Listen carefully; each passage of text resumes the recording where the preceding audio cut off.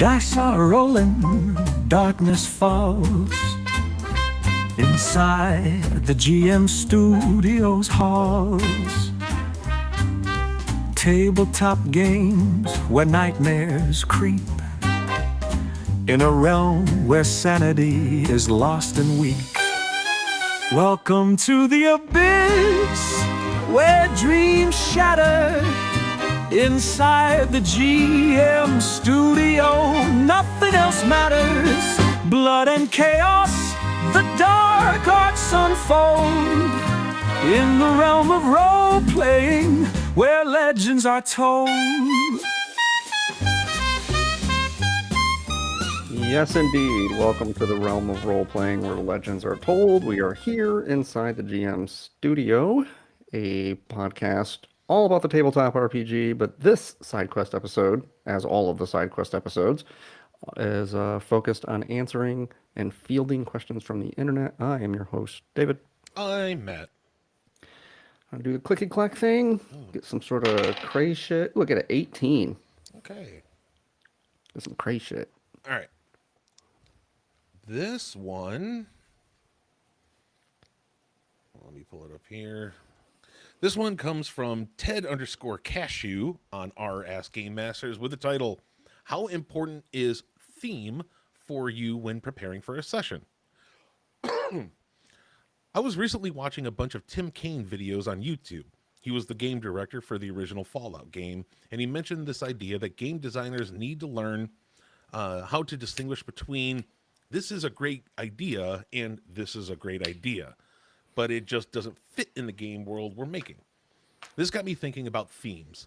My campaign often features metaphors for real-world issues, e.g. a town has an insufficient housing supply. Townsfolk do not trust guards, which leads to social instability. Indigenous groups being forced off their ancestral lands for generations and want reparations from their institutions occupying the land. I didn't realize until the Tim Kaine thing sensitized me to this idea, but a lot of the time I will conceive of an obstacle or conflict for the players which I will discard because it doesn't fit within my theme of infrastructural problems with no obvious or simple solutions. Well, I gotta expand this. And then I gotta find my place again. Problems with no obvious or simple solutions. I once had the idea that they might fight a big bad who is an aristocrat who enjoys torturing people. I got the idea from Dungeon Craft, but I discarded it when I couldn't figure out if what I was trying to explore through that villain. Obviously, the goal is for everyone at the table to have fun. I just feel my best sessions of a campaign are ones which have a consistent theme and tone to the overall world we're building. How important is theme for you, either as a GM or when you're a player, when preparing for / playing a session? Oh, this is not a very typical question. We don't really get a lot of, or stumble across a lot of questions that have to do with theme. I guess I would start by making sure that you delineate between theme and tone. Mm-hmm.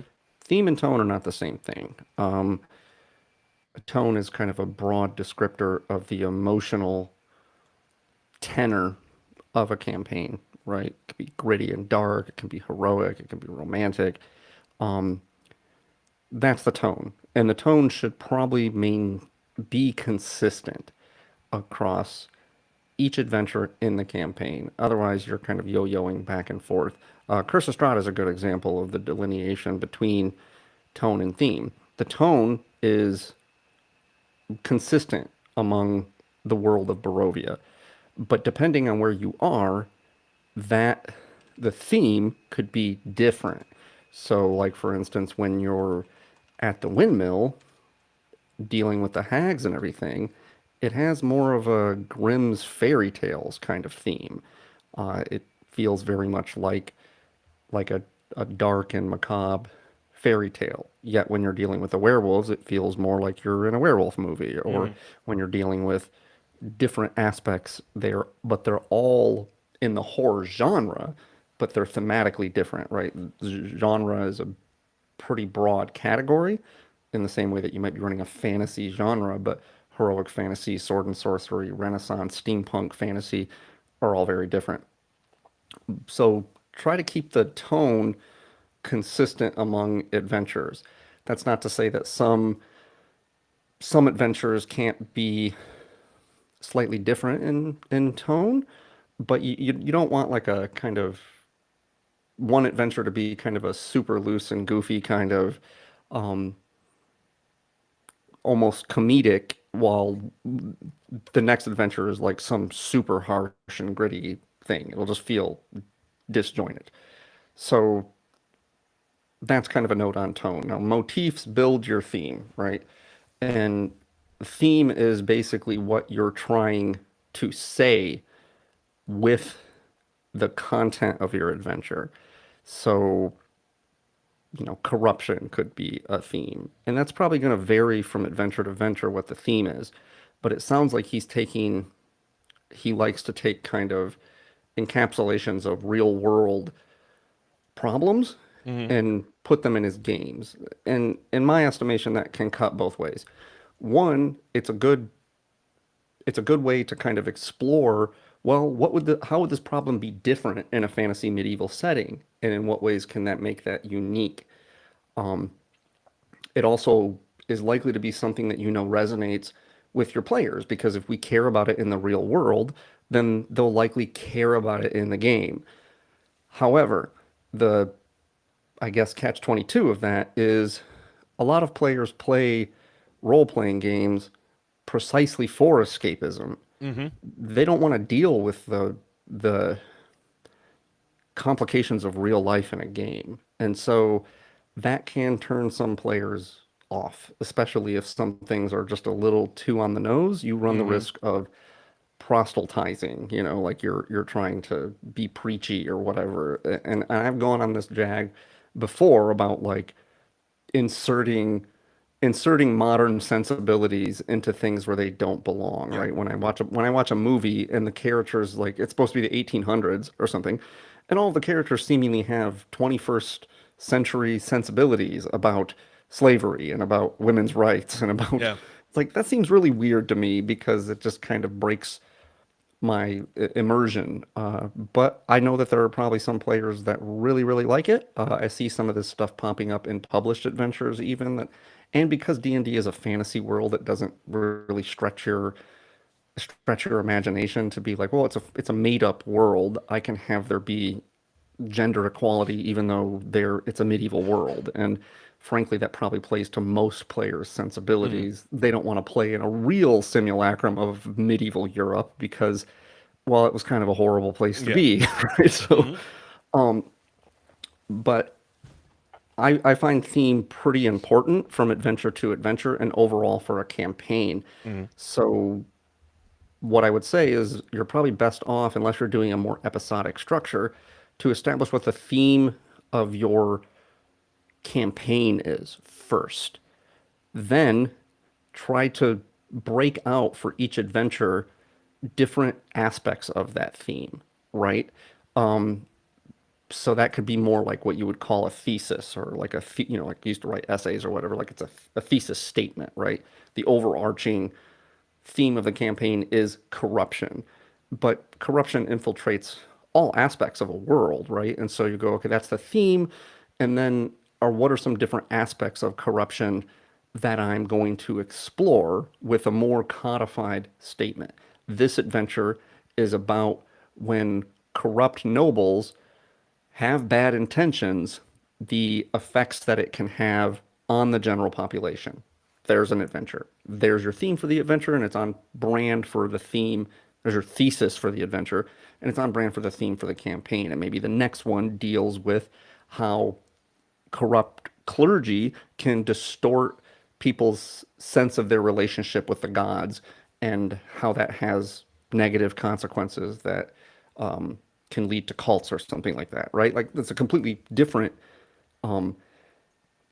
idea, but it's an exploration of the same theme. Hmm. I believe this is a very important um, element to be including in your games if you want the game to seem cohesive, and it also makes it easier to kind of have a story arc that feels like it's not losing momentum as it builds towards a climax. Otherwise, it might just feel like a bunch of like a collection of short stories instead of a codified narrative, right? You can read a collection of short stories, and but that's more of kind of like a pulpy genre. Mm. It's not this like when you read, since we've just been playing Barbarians of Lemurra, when you read Conan stories, it doesn't affect the same plot structure as Lord of the Rings, which has like some pretty strong themes and it's got a overarching plot, and those percolate down into each movie, into each scene in a variety of different ways. Conan's obviously very tonally similar.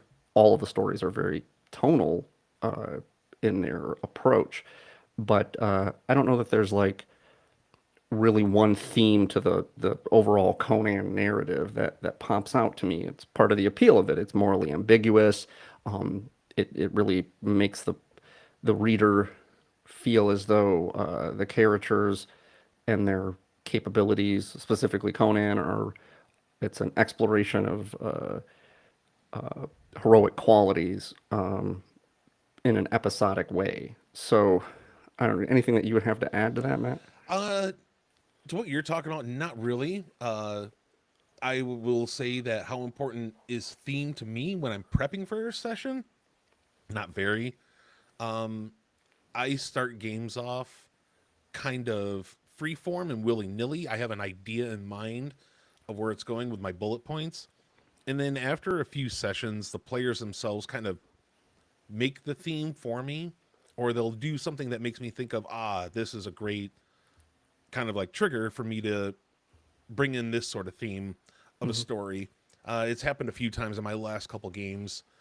Uh, it is again like during a session zero, even for when I was doing the Shadowrun campaign at work.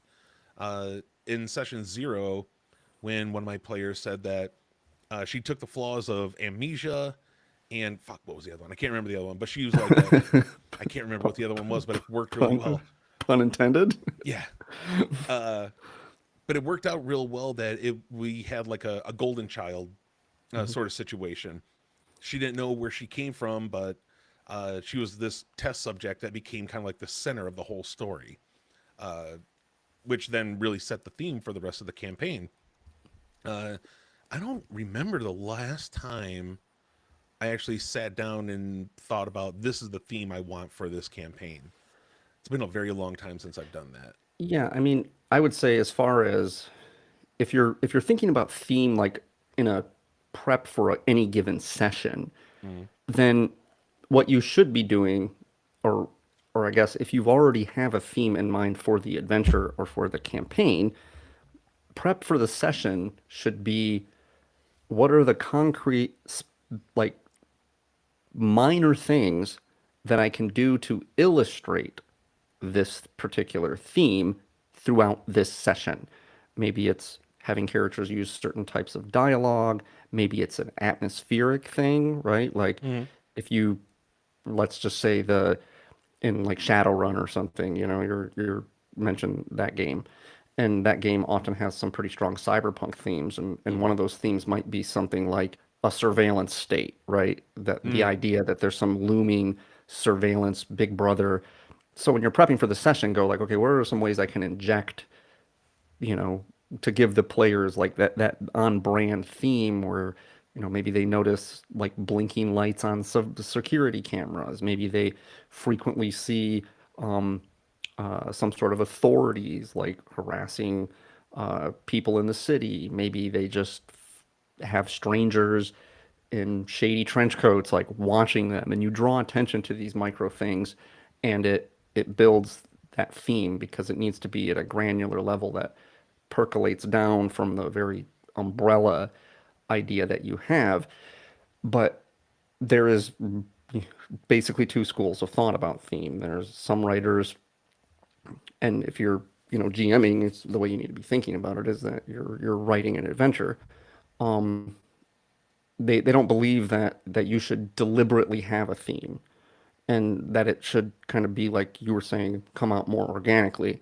Mm. That might be driven by the players because you start to realize over the course of a couple of adventures, you go, oh, okay, I'm starting to notice that like my players' sense of camaraderie tends to win the day a lot. And so then a theme of my campaign might be loyalty or friendship or something like that. But that is more of a bottom up approach. It's more organic, but it also isn't quite as cohesive, which is to say that you can't do things on purpose that cement a certain idea or feeling in the characters as they're exploring the plot. And that's not necessarily bad. It just means that you're kind of stepping back as the architect of the ideas of the adventure and instead focus more on the scaffolding alone, just the things that hold it up, the plot and the characters and everything, and allowing players to explore the themes that interest them in a more organic way. That will probably depend on how experienced your players are. More experienced players are probably going to be better about forging a theme. And then maybe if you start to realize that these are some themes for the players, then maybe in subsequent adventures, you can kind of be including plot threads and hooks and characters that embody certain ideas. And it'll be more enjoyable for the players. And that's more of like a collaborative approach where it's like they kind of give you the groundwork. But it does take a while to get off the ground because you need to get several adventures under your belt, and it can kind of undermine any sort of master scheme you have for the campaign. So you kind of have to build it as you go, and that could be fine if you're not driving at um, a particular end point. But I will say that if you're more deliberate about theme, the things that you want to have punch will have more punch when they finally happen. The dramatic plot points, the big reveals, the twists, because they'll feel as if the players already kind of sensed that they were on the horizon and you can subvert those expectations, or that, like in a good mystery, in particular, if you're like running a mystery genre, there needs to be the clues along the way, because that's when the audience feels as though something gets revealed right before they were going to figure it out. That's what gives you that, like, oh, it's so awesome, right? All the clues are there. Like I could have and should have seen it. You stay a step ahead of their expectations. But if you're just building kind of a fantasy themed world, and you don't have a particular type of catharsis that you're going for, either it's killing some big bad or whatever, an overarching campaign themes and motifs don't necessarily need to be there. They can percolate up a little more organically, and it might be more in line with what your players' expectations are. Some players can find it kind of arduous. They want the DM to be the person that sets the tone and the mood and the theme, and then they kind of know like what sort of world they're in and what to explore and what to develop in their characters. And they're like, here, I'm not here to tell the story. I'm here to play in the game, right? Your job is to tell me the fucking story. Yeah, So sometimes the theme that you choose and the theme that you set into the game will direct the players on how they're going to actually act out. yeah, and they'll know, and it could even influence, for instance, some of the choices that they make when they level and they build their characters. If diplomacy is a theme throughout your campaign and the importance of diplomacy, and players are able to pick that up, then they might start tempering their character, might govern their subclass or any feats that they might take, and just how they engage in dialogue. For instance, there's genres that have more skullduggery and more diplomacy or stuff like that.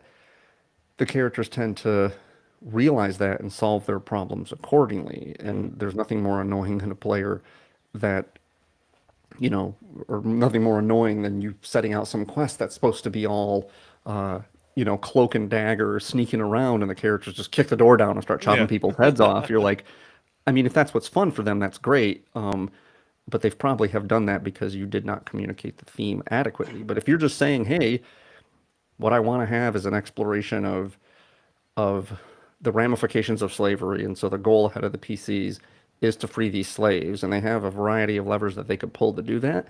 Which ones they choose to pull will reveal what they think the themes should be, and as you cobble together the adventure, campaign grows more organically, it'll be more tailor made to what it is that they want. But it probably won't be as much what you want, because the point of designing something with a theme that you want to run is that, that's the kind of game you Yeah. like. And so, I don't know. I don't really have much else to say about that, but I would say how important it is, and how much you ought to, first of all, how much you think about it should be proportionate to how important it is to you, Hmm. or how important you think it is to your players. It's nothing wrong with just taking the pulse of your players to find out, like, hey, do you guys like these kind of motifs where I'm kind of like, it's a encapsulation of a real world problem, or would you like something a little more unique to a fantasy world? Do you want something that is complicated and morally gray, or would you like it more if it was just, bad guys versus good guys, Hmm. and it was just easy to see who the villain is, and like that they're just evil, and you don't need to know like their traumatic childhood or why they're evil, right? 1970s villains are notorious for this. They're just bad guys, right? Like, and there's some appeal to that, it gets a little tropey sometimes, but if your players are playing in a game to get away from the problems of this world, then I understand the appeal there. Yeah. Little story. Uh, when I used to run a lot of Call of Cthulhu, especially for conventions and at Gen Con, uh, there was a girl one time. Actually, I should say a young lady, and she was probably in her early 20s. But we started playing, and every single group I've ever played Call of Cthulhu with, it's set in the 20s. Hmm. I never got into like how women were treated back then and all that. I just kind of stayed out of it. I didn't Sure. care. Yep. And she got mad at me because she was just like, "Hey, don't." And she didn't. She was really nice about it. She was just like, "Hey, don't treat me special because you're going to ruin my immersion. I love this game to find this to feel that that pushback, that being downtrodden and pushing my way through and making it through the story with kind of like with a uh oh god, what am I thinking of here? Uh with a handicap." Right. And she was just like, no offense or anything, but I kind of dig it. I was just like, really? She's like, I know it sounds weird, but I do. It really No, immerses me into the story and into the time. And I was like, oh, hey, if you're okay with it, and I look at the rest of the group, I was like, if you're okay with it, I'll be a little bit better. right, because it's difficult to, it's a fantasy world, Hmm. which means it's a real safe way for her to explore what it would be like to be strong and empowered in a world that were hostile against you. Yeah. So it really it does seem weird to say that, like, I like that the fact that the world would have been really sexist back then, Yeah.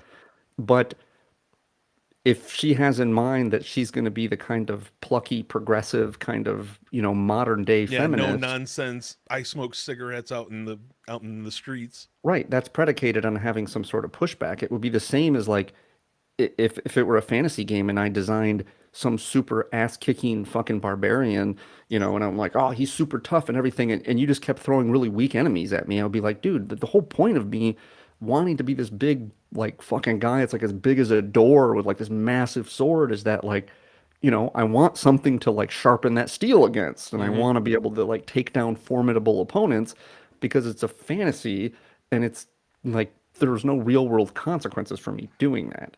So, it's like you're some tomboyish, gal in the 20s or something, and you're smoking and you're cussing, and everybody's just like, "Oh, that's perfectly normal." You're just like, "Okay, well, it's kind Yeah. of that's not, it makes it cool because I'm not a normal character. I'm precisely this heroic version Hmm. of a character." And perhaps if she's you know, got a mind to have the game run that way, then you're kind of robbing her True. of that resistance. Let's check some of these comments. Steenan said, "Theme is important for me. It is what causes me and the group to select a specific game and setting. Thematic consistency gives identity to the campaign. Obviously, some events may not be a part of a central theme. Some give myself and my players a breather, but none should undermine what the game/campaign is about. A coherent theme also helps in giving PCs reasons to stay as a group and make it easier for player authored story arcs to form a cohesive whole." That's True. I didn't think about it that way at first, but I guess that the theme could help keep the party together. Well, because if it's the binding fabric of the story, Yeah. then and it touches all the elements of the story, then it should be something that the PCs value collectively, right? And so if they all value it collectively, then they're all going to see desire in pursuing whatever goal it is. Because when you have disparate ideas, when the party has like disjointed ideas about what's important or how to go about doing stuff, then that allows for a lot of player autonomy, but it can create friction. But if there is like, no, this is in this world, right? And here are the rules of this world, and that's ostensibly what a theme does, is it says, here's the kind of world that you live in and the best way to go about living in that world. You have characters that, again, let's just use the theme of loyalty. Characters that NPCs, for instance, that reward the PC's loyalty or betray the PC's loyalty are demonized in some way, or they're very devastating. That would have a very different effect than if there is some sort of harmony. Players would be much more likely to behave in accordance with group cohesion, like what the group wants or what people are asking of them, as opposed to kind of go at their own ideas or go their own way if loyalty were a theme. So this comes up a lot in certain games. Like I've noticed, for instance, I try to play it pretty ambiguous in the world that I've created about trust and how much you can trust strangers, for instance. And your character always seems to have internalized, like your character is much more trusting than some of the other players. And so if you want to trust someone, and let's just pick a random player, Patrick, out of the air, doesn't want to trust them, it's important to know what the likely outcome is. Like, is the GM in this world going to reward us trusting a stranger, or is he going to punish it? And if you know that, because the theme up to this point has been like every time a strange person comes in and is trying to be helpful, they're stabbing you in the back or they have ulterior motives. But if it really is just as straightforward as like, well, no, they're just helpful. You know, you ever notice, like, I don't know, again, I don't know how many Conan stories you read, but Conan doesn't really deliberate about whether he should trust the new person. They're there, they're offering to help him, and he goes, okay, well, you know, you help me climb the tower? Great. You can help me break in here and free these slaves? Great. Like, he takes up allies and lovers very easily. He's seemingly very trusting of people, but if you read the stories a lot, it's just that he's very decisive. And his attitude is that, like, his capabilities can usually get him out of a scrape. So if this person betrays me later, I just kill him, right? That's what I was going to say. Is I always thought that Conan was always very trusting, because he always just knew in his head that if you stab me in the back, I will break you. Yeah, exactly. And so that also communicates some sort of theme in the stories, which is that grit and self-determination and decisiveness win in that world. But there's other worlds like Shadowrun. That's not you. You need to be kind of paranoid in the Shadowrun world. Yeah. And if your GM is not communicating that, then it might shift from maybe more Blade Runner cyberpunk to more the video game cyberpunk. Cyberpunk is just very different worlds, but that can leave you a little disjointed and kind of swerving back and forth if you don't have a good idea of what if there's a cohesive way in which the world is, society is, so to speak. One last comment, because I thought this one was pretty interesting, from E Minor. I was very focused on the theme when I crafted my last campaign. I designed the story, built off the characters' backstories to include them, and then I noticed they were not paying attention to what I said or did. They just were trying to show off how awesome their characters were. Theme matters to some people, but others are just in it for the game.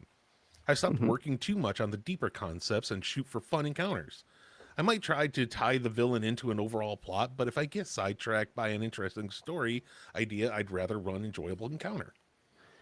Even Yeah, as a that's player, I know that everyone else has a different idea of what is going on, so I don't expect a cohesive theme unless we are working on a braided property as a theme.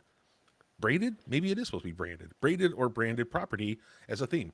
Instead, we have Critical Role, Lord of the Rings, Baldur's Gate, and Monty Python all being run in the heads of each player. yeah, that kind of goes back to my point about tone. If there's one thing that I never that I didn't really particularly care for, like Mike as a player, is that he always was trying to make the tone more silly than I really wanted the game to be. Yeah. Um, and so if all of your players were like that, if they were all silly, then you might need to kind of go, okay, maybe I need to reassess like how brooding and serious. I mean, it's not like I want like super serious, like brooding, dark Yeah. Souls world where everything's like that. Um, but when you have characters like, especially if somebody names their character something silly, they have like a silly name, and you're just like, okay, that just really undermines the tone. It's not on theme. But it's important to note, I think we talked about this previously, that the I'm sure the writer of that comment wasn't really necessarily thinking about this, but just to be clear, the plot and the story aren't the same thing. Right. And so the plot is one component of the story. Theme is also a component of the story. So if you're trying to tell a certain type of story, you need to be focused on theme at least a little bit. But if you're not, you just want to have like the plot is this way, and I'll leave it to the players to establish the theme, then it's probably not super important. It will kind of rise to the surface. You will see what your group values as a whole, even if you don't tell them what they ought to be valuing. But that can rob you of some of the opportunities for dramatic tension within the context of the plot, because it'll make you have to tailor your plots to your players' expectations on a more minute level than you otherwise would have to do, because you're not communicating to them, here is the theme, and the plots are structured around these themes, and they understand, like, okay, don't trust strangers, for Yeah. instance. Like, you need to be distrustful of strangers, or noblemen are corrupt in this world, and so we need to be framing the how we approach it from that way, right? And so, I mean, this has come up before where we got into that whole argument about whether certain humanoids are inherently evil, right? Whether like goblins are Yep. evil creatures, or if they're just evil because they exist in goblin society, and goblin society is what we call evil. But if you plucked him up and raised him by humans, would he be like a feral cat and like fuck you up, or would he just assimilate? And debates like that can be fun. I've gone very carefully to just not really answering that question in my world, but you could go either way. But it would have huge ramifications. Then, okay, these monsters aren't inherently evil. Then, well, why can't a character play a gnoll as a race? Why not? Why can't there be orcs in any town that you go in? Is provided that they just don't murder and maraud all over the place, but maybe they can't help murdering, marauding. It sets up a very different type of world where there's like civilized races and uncivilized races. And but if they were intermingling, it could have big ramifications for plots. It could have big ramifications for stories. It could, on a whole. So All right. Well, I think that's going to bring us to the end of this year episode.